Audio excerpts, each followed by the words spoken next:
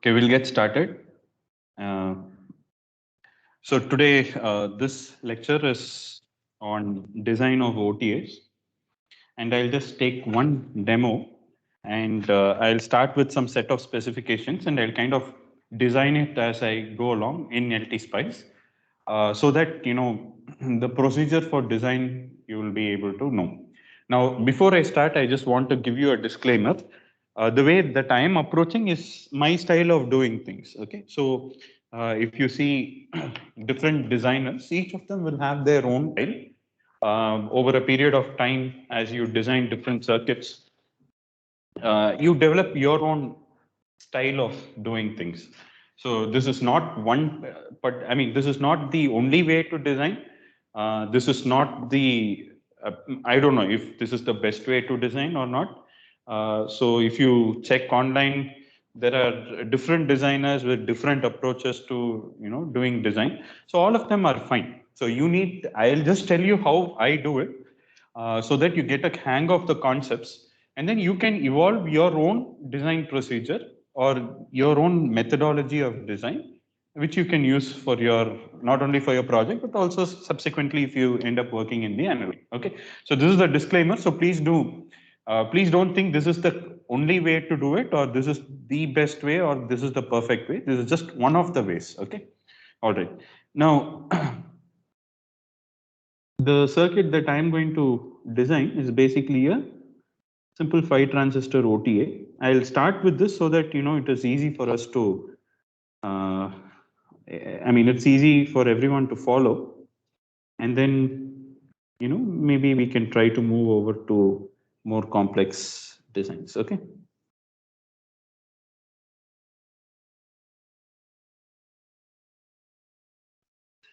All right.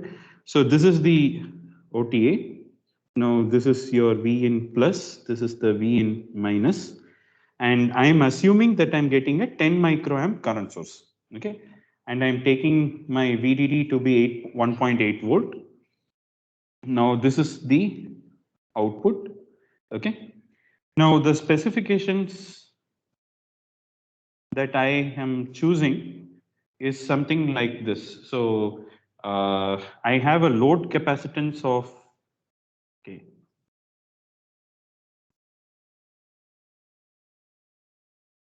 let me say I have a load capacitance of um, 5 picofarad. All right. So CL of 5 picofarad, and I am expected to give a gain bandwidth product of let us say some 50 megahertz. All right. These are the two main specifications that I'm having. Now, I mean, because I've given the gain bandwidth product, a lot of things are fixed here. I mean, some of the things where you might start with the gain value also. Okay, so those are all different specifications can be there. Okay.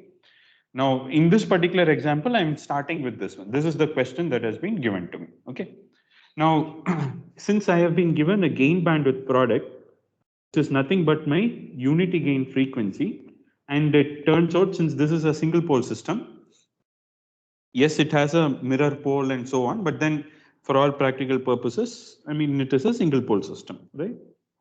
Let's say this is the thing. Let's say M0, sorry, this is 4. Right, okay. Now, GM by 2 pi CL is my gain bandwidth product, right? Now, this is equal to basically 50 megahertz, which is what I have chosen. And my CL is 5 picofarad, right? So what is the GM that I require? So first let me calculate this. So this GM is nothing but what? 2 pi times CL is 5 picofarad multiplied by 50 megahertz. So this turns out to be something around 1.57 millisiemens. Okay. Now, so far, what I've done is only hand calculations. Okay. So I need a GM of this much. Now, having decided this, I also need to do some budgeting. Okay, especially voltage budgeting. Now, what do we mean by voltage budgeting? So basically, this when you have to start your design, you have to start somewhere, right?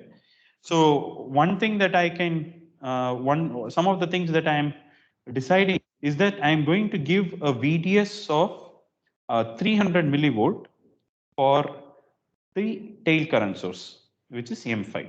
Okay. So which means I want to give 0.3 volt as the margin, or rather, so anyway, this will get biased up. And right now, I don't know how much current my tail current source is going to take.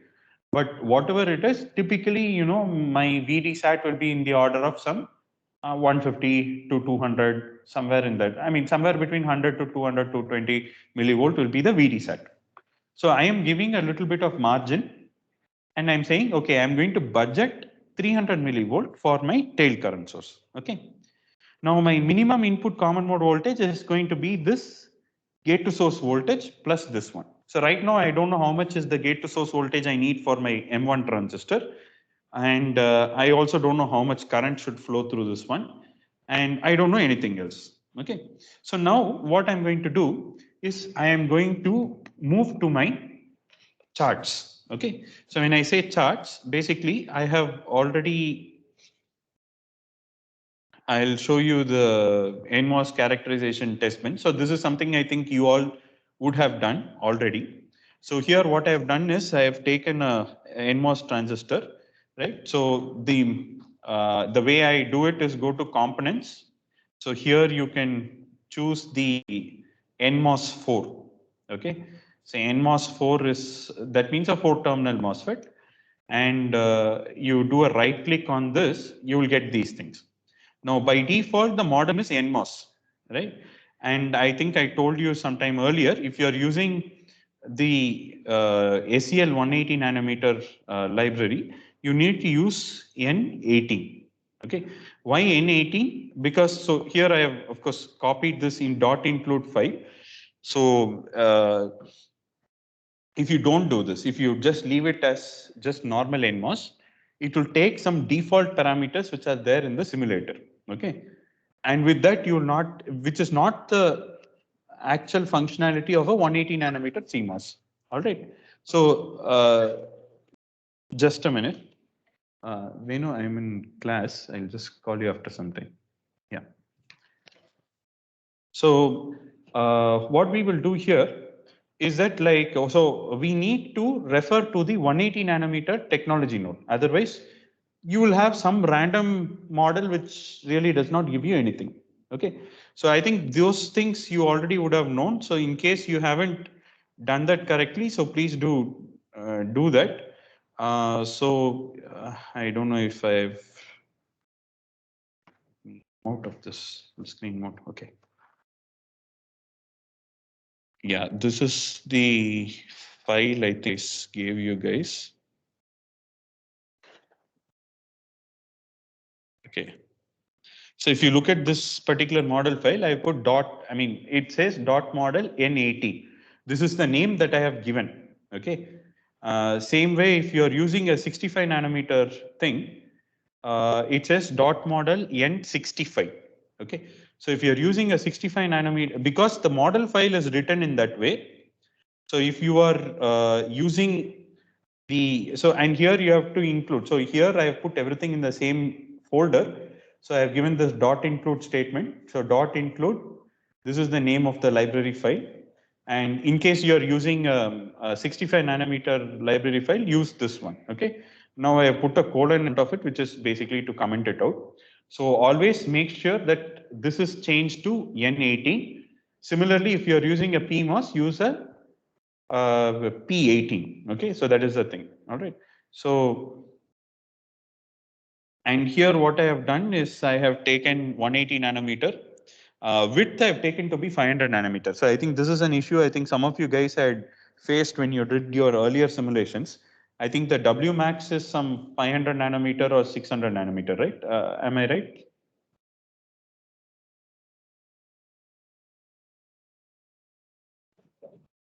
Yes, sir. Yeah. So then, so what I've done is I've put the width to be 500 nanometer and I put two parallel devices, M equal to 2. So which means this is a 1 micron by 180 nanometer device. Okay. And this V1, I'm sweeping from 0 to 1 volt in steps of 1 millivolt. Actually, that actually turned out to be a very fine step. It is not needed. So, I mean, you can sweep in terms of 10 millivolt. And typically, let's say your VDS will be around 0.5 or something, 0.5, 0.4, 0.3. So I've just given a 0.5 volt as the VDS. Okay. So with that, if you sweep, you will get the NMOS characteristics. I think you know how to plot the drain current. You know how to plot the GM, right? So I have already done that. So in order to save time, so I have done that and I have taken it in this, it's a text document. You can export it as a text document, okay? And you can import it into Excel. So in Excel, this is my VGS, this is my ID, this is my GM. And because, I mean, and I've just plotted it like, used a chart. So to plot, this is VGS on the x-axis and this is current. So this is how it is. And the GM is basically looking like this, okay? So for your design, typically when you start your design in any technology node, you need to do this characterization of your NMOS and PMOS devices, okay? So I have already done this and I've kept it ready. So which is basically VGS versus ID and VGS versus GM, okay? Now, this characterization is done for a 1 micrometer by 180 nanometer device, okay? Width is 1 micron, length is 180 nanometer. Now what I've done is basically what I want, the GM that I want, if you remember, I calculated my GM to be, the required GM to be 1.57 millisiemens, okay? Now if you go this chart, if you look at this GM chart, you can see that it is not even crossing 0.4, okay? It's 4 into 10 power minus 4. I hope you are able to see my screen. So which is basically 0.4 millisiemens. Now, this is because I have used a width of only 1 micron. Okay. Now, excuse me. What is the gate to source voltage that I should take? Now, suppose I take a gate to source voltage of 900 millivolt or something like this. It means that for my design, this VGS itself is 900 and this is another 0.3. So my minimum input common mode voltage is 1.2 volt, which is kind of quite high, right? Because already your supply voltage is only 1.8 volt. Okay. On the other hand, if I go and choose a VGS of, let's say, some 450 millivolt or something, the transconductance is not even 1.1 millisiemens. It is 0.0, if I just hover around here, right? It is some 1.06 into E minus 5, which means it is 10.6 microsiemens, right? So if I want 1.57 millisiemens out of this thing, if I bias it at this 415 millivolt or something, I have to have a very large width, right? So if I take 1.57 millisiemens divided by, let us say, 10.6 microsiemens, I will need a W by L ratio of around 148. Okay. So it's just a very large number. I mean, you have very big devices, and now that will also contribute to extra capacitance, which will reduce. So I have to choose somewhere which is reasonable. Now, as a designer, you get to pick where you want to be. Okay. So for example, if I say around 6, and so this is 609. So around this, I'm getting 0.15 millisiemens. So this is in a reasonable range. Okay. Now, why 600? I can even go and pick up something higher. Okay. So, but if I pick something like, okay, 599, it's saying 1.43, 0.143 millisiemens. Okay. So I'm going to say, okay, I'm going to pick 600 millivolt as my VGS. So what I will do is, of course, I went and did 1 millivolt steps. So which is why so many rows are there. You can do it in 10 millivolt steps. That is more than sufficient. So this is my VGS. For 600 millivolt, I'm getting a GM of 0.145 millisiemens. Okay. And I'm also getting, let me just note it down here.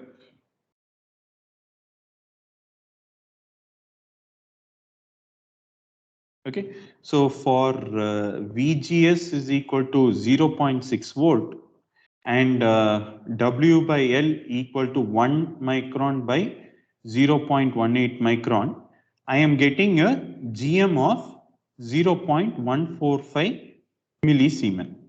And what is the ID that I'm getting? Let me go back to this thing. I'm getting around 12.3 microamperes. Okay, 12.3 microamperes. Okay, so this is what I have got. So what I have done is, this is what is called as a lookup table based design. Okay, so basically I already characterized the device. I cannot use mu and Cox, VTH and all that. So those parameters will vary like crazy. So what I do is I depend on the simulator to look at the characteristics, and then I kind of use it as a lookup table or as a chart, and then I'm going to take something like this. All right. So now for 1 micrometer, I'm getting this much GM. Now we already know that for a GM is basically proportional to W by L for a fixed VGS, right? So we know this is basically mu n Cox W over L VGS minus VTH. Okay, so basically it is directly proportional to WL. So although these parameters and all will keep varying, the scaling with respect to W by L remains intact. So what is the W by L that I require? The required W by L is nothing but, I need a 1.57 millisiemens of GM and I'm getting only 0.145 millisiemens of GM and I'm having 1 micron as my width. Right? So basically this turns out to be 1.57 divided by 0.145. Now, because I just took this as 1 micron, it is very easy to directly do. So which basically means I'm getting an answer of around 10.8. So what I will do is I'll just take a bit of extra. So I'll take it to be 11. So 11 micrometer. Okay. So in other words, my W by L of 1, 2 needs to be 11 micrometer by 180 nanometer. All right. And my VGS I have chosen to be 0.6 volt. Okay. So far I have finished the VGS and therefore my input common mode voltage, the V in common mode min is basically 0.9 volt. All right. Now, what else is remaining to be done? So here I am taking, okay, now let us calculate the current. What is the current of 1, 2? So for this VGS, I am getting a current of 12.3 microampere. But then now I am scaling my W by L to 11 microampere. So which means 11 times 12.3 microampere is the current that is going to flow, which basically turns out to be 135.3 microampere. Okay. This I got by taking 11 times 12.3 microampere. Okay. Now this is the current through ID1 and 2. Now what is the current through ID5 or what is the tail current here? It is basically going to be 2 times this number, which turns out to be 270, some 270.6 microamp. Okay. So basically you cannot go and say I want 270.6 microamp and so on, right? Let us just approximate and say 270 microampere. All right. Now, basically, if I am going to have W naught by L naught here, and this is 10 microampere, what should be the width of this M5? Can you tell me?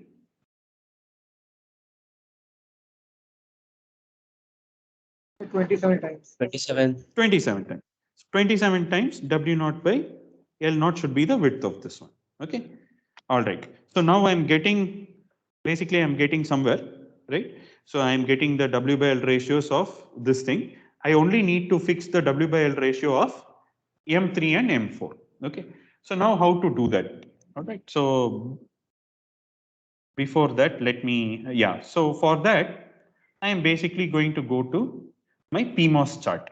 All right. So this is the same I have done. I have plotted the VSG Actually, my original thing was like this. I plotted the source current and then that took the derivative and so on. It was minus sign and all that was there. So this is, let me show you my PMOS characterization setup. So this is the PMOS one. And please remember, like, you have to kind of flip the PMOS device. So if you go and instantiate a PMOS 4, you will get something like this. Okay, the gate is at the bottom. So it treats this to be the drain and this to be the source. Okay, you can directly use it. I think the simulation results will be fine. But then when you plot the numbers, everything, you will get negative numbers. Okay, so to avoid all those things, what you can do is you take it. I mean, you select this and you go and rotate it or something, and then do something like this, so that you get. So that here now what happened is this is the source and this is the drain. Now the current quantities and all will be proper. Now again I go and change this to be P18. This also I have characterized as a 1 micron device, 500 nanometer into 2 and 180 nanometer. So I swept from 1.8 volt because the source is at VDD. The gate I have swept from 1.8 volt to 0 volt. So which means 1.8 to 0.8, which means for a VSG of 1 volt I have swept, and I have got basically I have got this plot. Okay. Now here, if you look at this particular diagram, my output can be around the mid-rail voltage, so around 0.9 or so, right? So here, because you are having a current mirror load, the VSG here it will be approximately equal. I mean, you can, if everything is symmetric, the same kind of a VSG will appear across the source to drain of your M4. So here, if you look at the PMOS characteristics, it is slower than your NMOS, and you can see that the current values are actually quite low. So here what I can do is I can go and say, okay, I'm going to put my output at mid-rail. So I will choose my VSG itself to be around 900 millivolt. So here around 900 millivolt, I'm getting around 19.1 microampere of current. Okay. So I am taking, so 19.2 microampere of current. So here, let me go and write. Choosing VSG of 3,4 to be around 0.9 volt. This gives a current of 19.2 microampere for a W by L of 1 micro by 0.18 micro. Now, how much current do I need in ID3 and ID4? Required current is required ID3, 4 is basically 135.3 microampere, right? So which means that what is the W by L ratio that I require? So it can be calculated as 135.3 divided by 19.2. Now that turns out to be around 7.04. So I'll just take it approximately to be 7. Okay. So the W by L ratio now becomes 7 micrometer by 0.18 micrometer for my PMOS transistors. Now with this design, so this is how I have designed. So now what I'm going to do is I'm going to the simulator and I'm going to put this. So here, for example, I have chosen, let's say 250 nanometer. What I can do is, because it's a current mirror, I can take the L to be 250 nanometer. And let us say I put this to be some 500 nanometer. Okay. Instead of, yeah, 250 nanometer. So a little longer length is fine because you can have better, this thing. So if this is the ratio here, what I should do here is I should have the same length here and the same width here. Only thing is I need 27 times, sorry, how much was the number of times?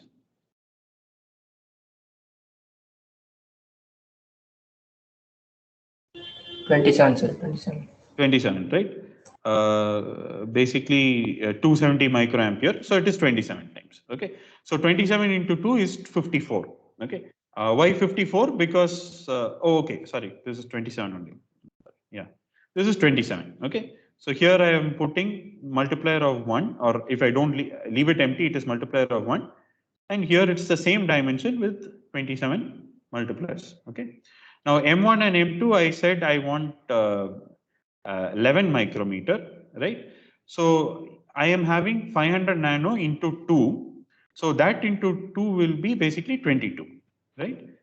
So 11 micrometer is taken as 500 nanometer into 22. So same thing I will put here as well. Here, how much did I want? I wanted 7. So 7 micrometer. So 500 into 14. Okay. So same thing I have put 500 into 14 here. All right. So first and foremost, so now what we have done is everything is set up now. The reason I have set it up is like I just wanted to save time while doing the demo.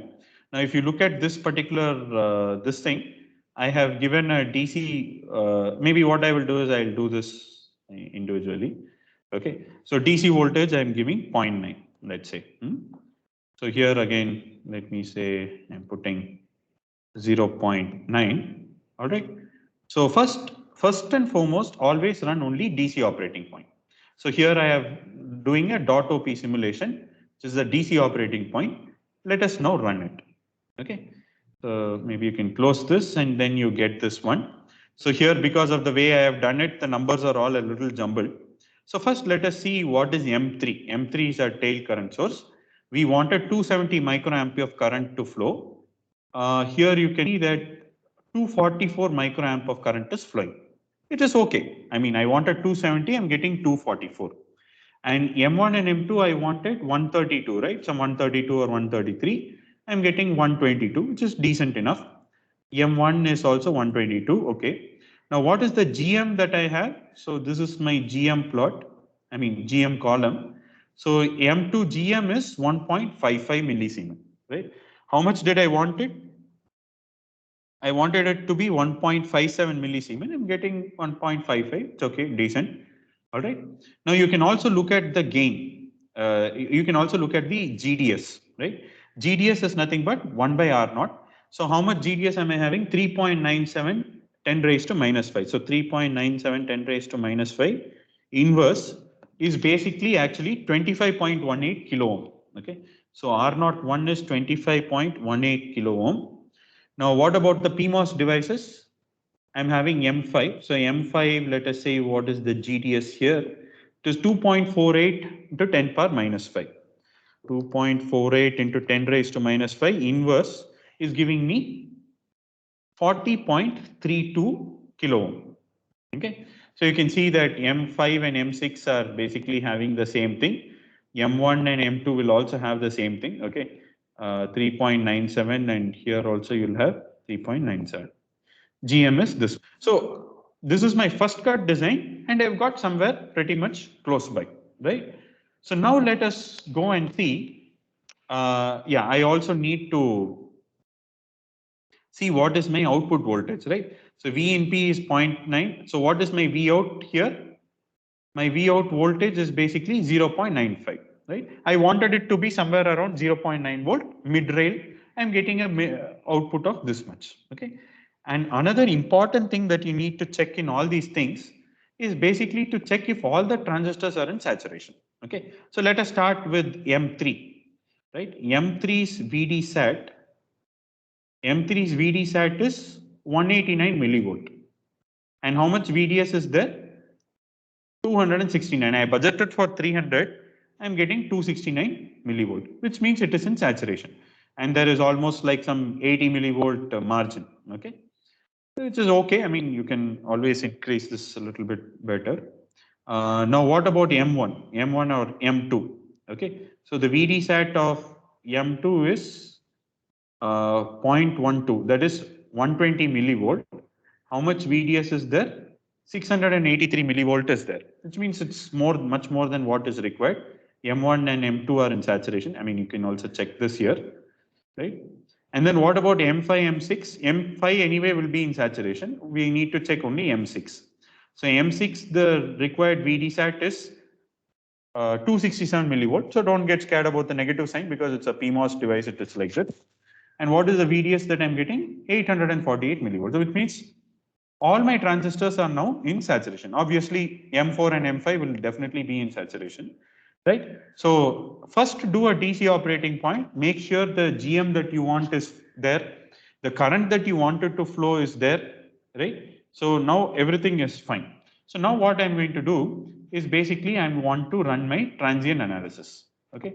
So maybe I'll just set up my, before I set up my transient analysis, let me go and set up a sine wave source. So here DC offset is 0.9 volt. I mean, you can even give little higher, that is okay. This is the minimum common mode input voltage. So amplitude, the way I simulate is I give half a millivolt here. And let's say I'm giving a 1 kilohertz sine wave. Nothing else is done. Okay. Now here what I'm going to do is again sine wave 0.9, amplitude is 0.5 millivolt. Frequency is 1K. Phase degree here I'll give 180 degrees. Okay, so 5 in degrees. So which means what will happen now is these both will be out of phase, and I'm giving a differential of 1 millivolt, half millivolt, differential input of 1 millivolt. So now let me set up my simulation, edit simulation command. I want to run a transient analysis. So the time period is 1 millisecond. Let me run for at least some 10 cycles, right? Automatically the operating point simulation is commented out. Let me run this. Okay. So now what I am interested in finding out is V in P and V in M. Let me go and add another plot pane and let me plot V out. Okay. So here, this is my V in P and V in M. So you can basically see that, you know, this is the first, yeah. So basically this is going up to,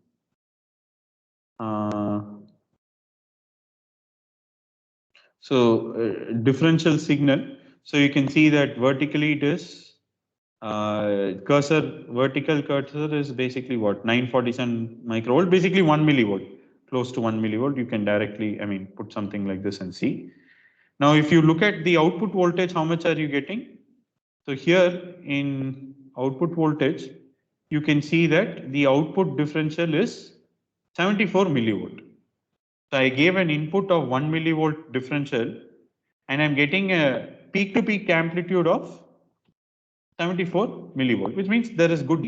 And you can see that this is around 950 millivolt. Okay. Now for the AC simulation, what shall we do? So basically you go here, I mean, I've already set up this, let me remove this and show, go to edit simulation command, go to AC analysis. So let's say we will do a decade simulation, or I mean, it can be a linear thing also. Number of points is not 10 milli. So start frequency, I want to start with something like 10 hertz. Okay. And my UGB is supposed to be 5 megahertz, right? So let me simulate, 50 megahertz, right? So let me simulate till 500 megahertz. Now for mega, what you need to do is 500 meg. That is what you need to do. And then you can have a decade sweep. Maybe you can put some, 50 points per decade or something. Put it here, right? So let us run the simulation. Okay. So this is the V out is already selected, and excuse me, maybe I'll just delete all the traces.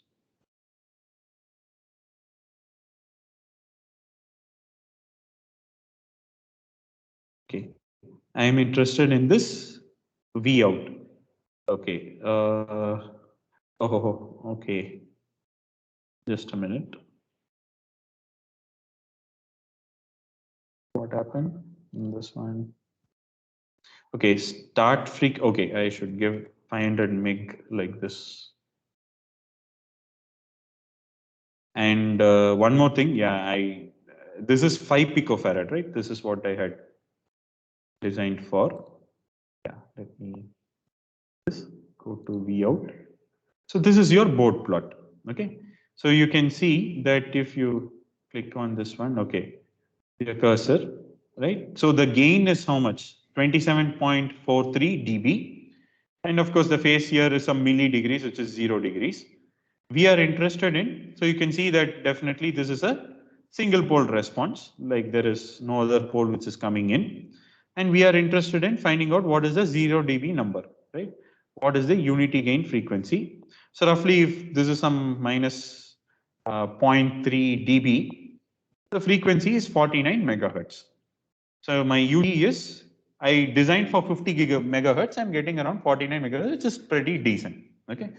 And you can see that the pole has occurred here, and then the phase has gone from 0 degrees to around 88 degrees here. So I started off with the specification that it should be I need a gain bandwidth product of 50 megahertz with a load capacitance of 5 picofarad. And this is the thing that I designed. So I am able to design and get what I want. So now, of course, many times you may not achieve this at the beginning itself. Now, suppose I just want to increase UGB by a little bit, right? So suppose I want to go above 50 megahertz. Now, what I will do is I'll just go, instead of saying 270 microampere, I'll take 280 microampere. Now my VSG will automatically adjust here, right? So because I'm having some room, so now if I simulate it again,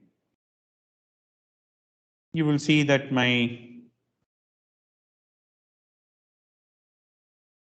I don't know if I can edit it here. No, okay. So ZB. Okay, I think it is changing quite a bit with that little bit of this thing. So you can see that, okay, this is some 48.6 megahertz and so on. So if you increase the current by, I mean, if you go here and increase the current, basically you'll see that this is also increasing. Okay. Now you can start your, so far with whatever I have done, any doubts, any questions?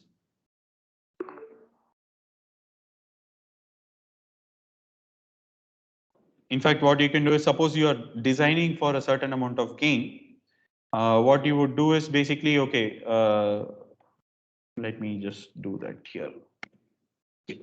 So suppose I'm giving you another set of specifications. I'm saying my gain has to be some, I need some 25 dB of gain, or let us say I need 30 dB of gain, right? So if it is 30 dB of gain, how much it is? Basically, it will be 10 raised to 30 by 20, right? So what will that work out to be? 30 divided by 20 will be voltage gain of 31.6 volt per volt, right? So let me say I want approximately 32 volt per volt. Now this gain is basically divided between what? GM1, 2, R01 parallel to R01, 2 parallel to R03, 4, right?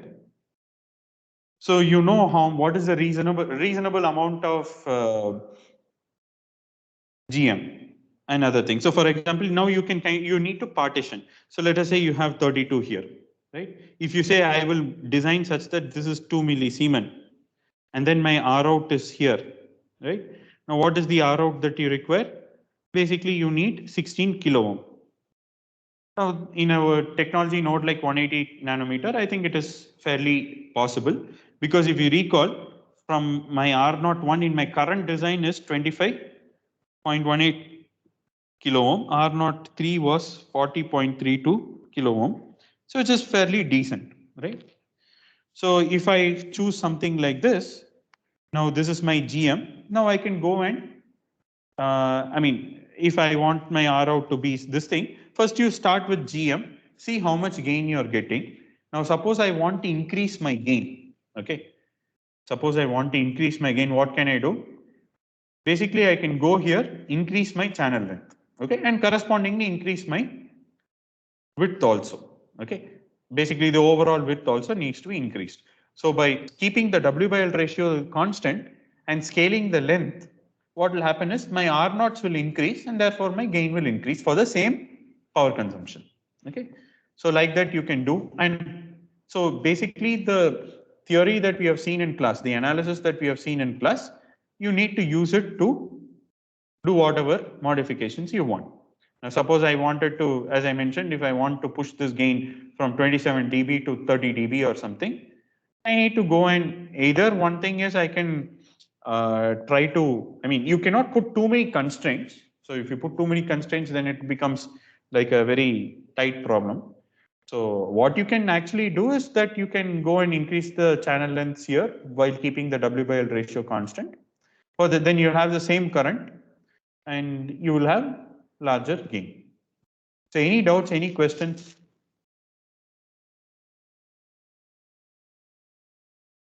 No, sir. Okay, so I hope it has given you some clarity about how to do. I think Akash was asking me about folded cascode biasing. Okay, so in a folded cascode biasing, so Akash, you're doing fully differential or single So ended? fully differential. Okay. Excuse me.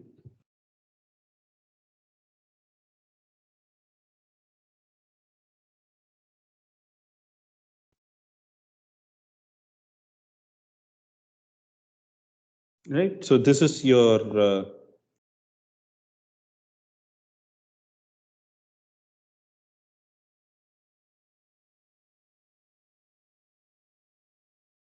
let's say this is 1, 2, 3, 4, 5, 6, 7, 8, 9, 10.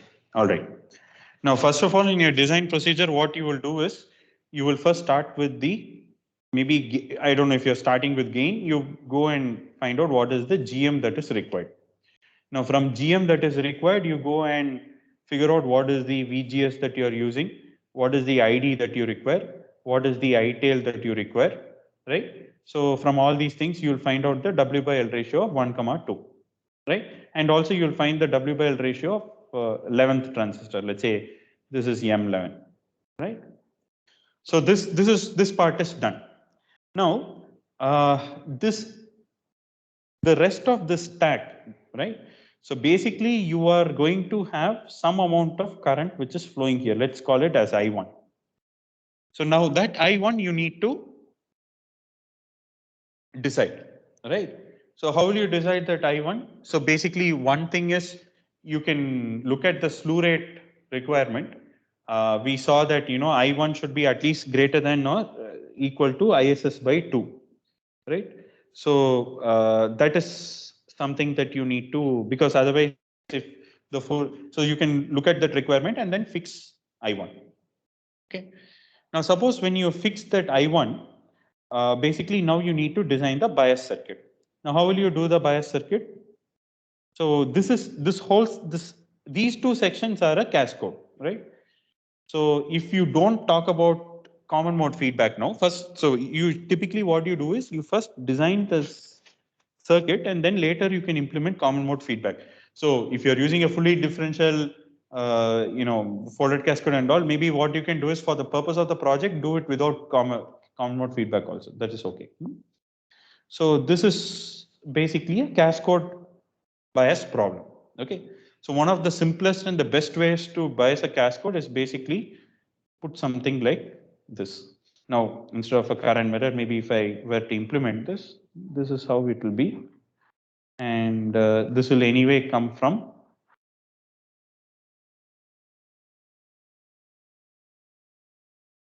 this thing, right?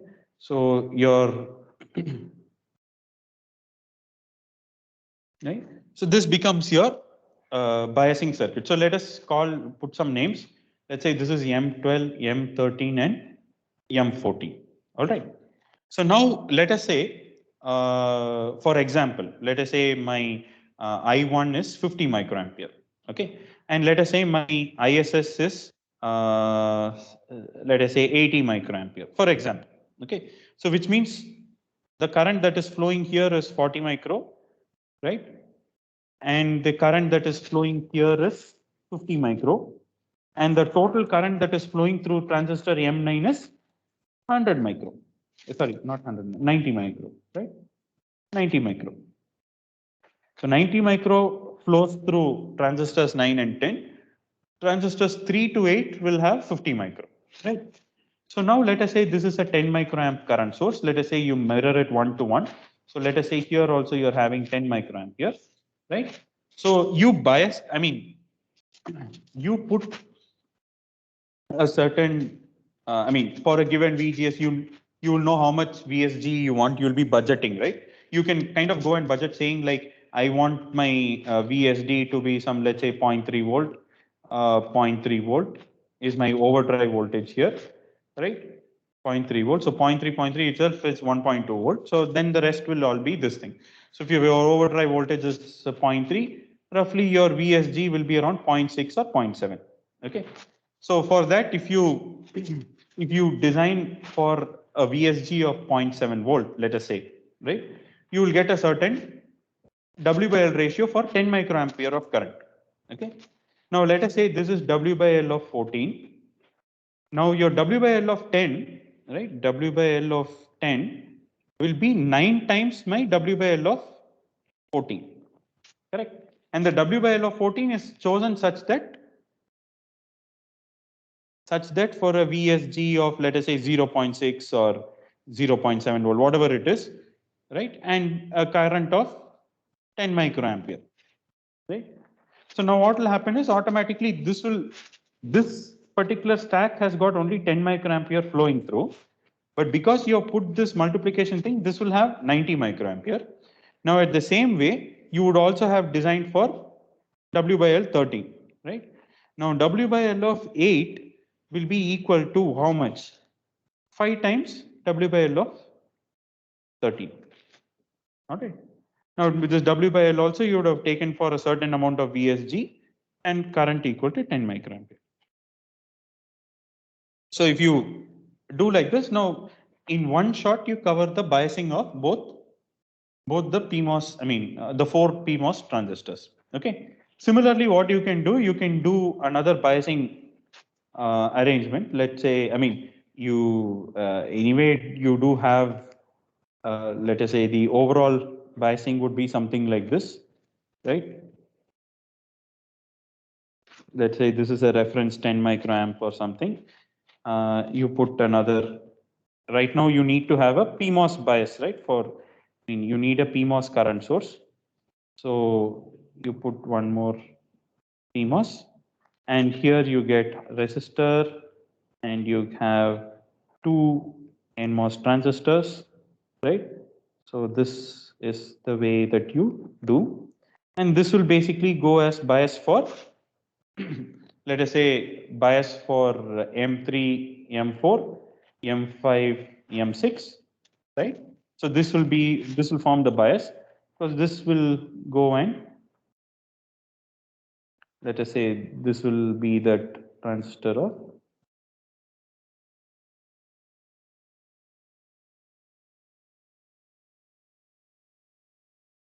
let's say this is your M, what did we say?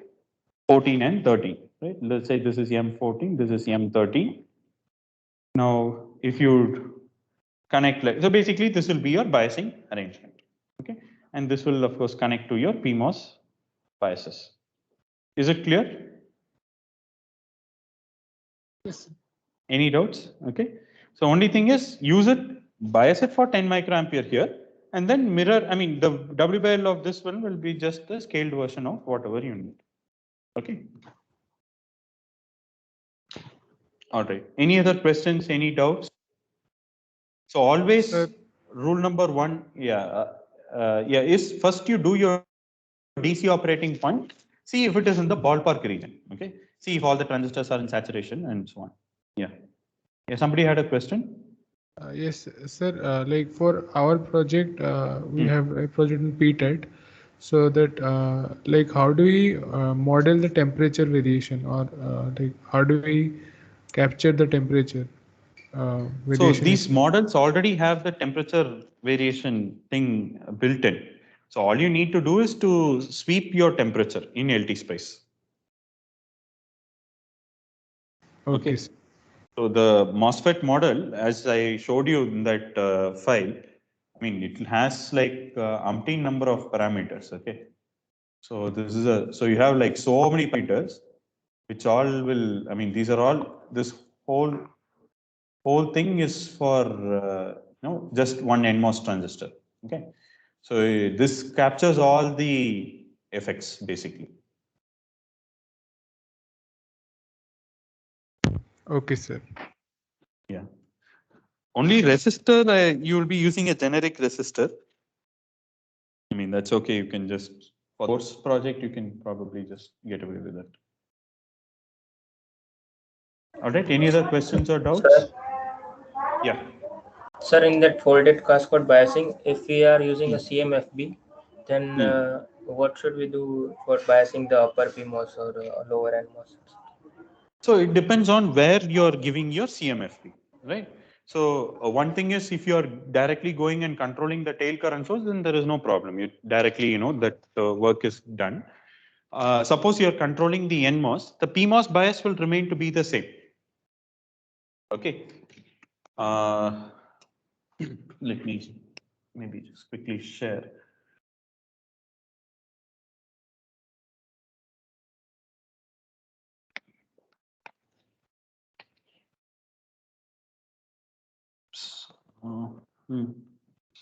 So basically what will happen is, like, you can, I mean, let's say the PMOS bias is intact. If you're going and controlling this, then what will happen is you can basically go and, excuse me. You can basically go and either control this NMOS, which one? Sorry, maybe you can go and control this particular node. Okay. So if you control this particular transistor, automatically you're changing the current through this one, and that will automatically change the current in your NMOS side also. Okay. Okay, sir. So that will take care of both the cascaded biasing. Correct. Correct. Okay. So instead of having this arm, you can maybe just get rid of this one and directly connect it to this transistor. Only thing is, you have to make sure that the DC voltages are all compatible. So if it is around mid rail and so on, it will be fine. Sir, one doubt. Yeah. Sir, in rail to rail, we have two input pairs, that is one PMOS pair and NMOS pair. Yes. Sir, Yes. do we try to keep both their pair current same, or is it Yes. fine? Yes. You keep both of them same. Okay. I mean, that is the basic rail to rail amplifier. There are, of course, other topologies. So basically what happens is, when your input common mode voltage, if this is your input common mode voltage, so here your PMOS is active, right? So if, let's say, I'm plotting the GM total, the GM, so here you will have your GMP. So it will go, and then later at higher voltages, it will go off, right? Similarly, what will happen is that your NMOS will be off here, and basically it will be on at higher input common mode voltages. So the net effect of both of them will become something like this. This will be your GM total. Okay. So there are some techniques to kind of automatically reduce the current as NMOS starts charging, I mean, going up and so on. So even if you don't do all that, at least you make sure that GMP and GMN are equal. Okay. Okay. So thanks everyone. Have a nice day. And please do work on your assignments. I hope you have started your design project. This design project evaluation, we will. So when do you want to have it? Do you want to have it before your end semester starts, or maybe the last day of your end semester exam?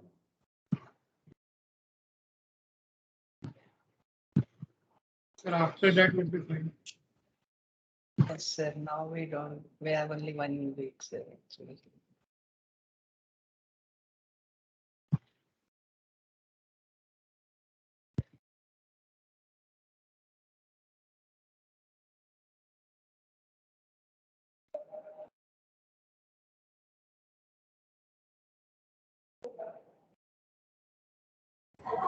Sir, your mic is off. Sir, if you're talking something. Oh, sorry, like, I was I was talking with the mic being muted. Yeah. So basically, what I was saying is that please work on your design project from now on itself. Okay, because that is a good learning experience, and as you design, that is when you will actually learn the subject. Okay. So as you design, it is also a good preparation for your end semester exam, because many of the questions that I ask are fairly conceptual in nature. So if you have a design experience, then automatically it becomes much easier for you to answer those questions. Okay. So please don't keep it till your end semester is over, because by the time you'll also be totally exhausted. Please make sure that you do your design even before that. Okay. All right. So thanks everyone. Thank you, sir. Thank you, sir. Thank Thank you, sir.